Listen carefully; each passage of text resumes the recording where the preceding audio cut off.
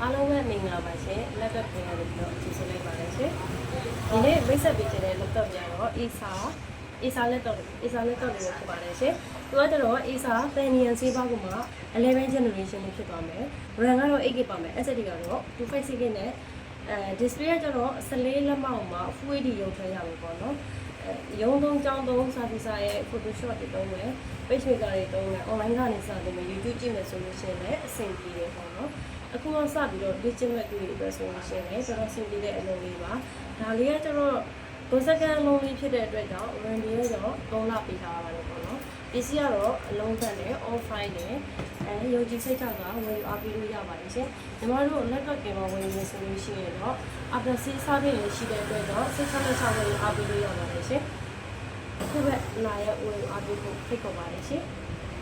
ကျေးဇူးများတင်ပါတယ်ရှင်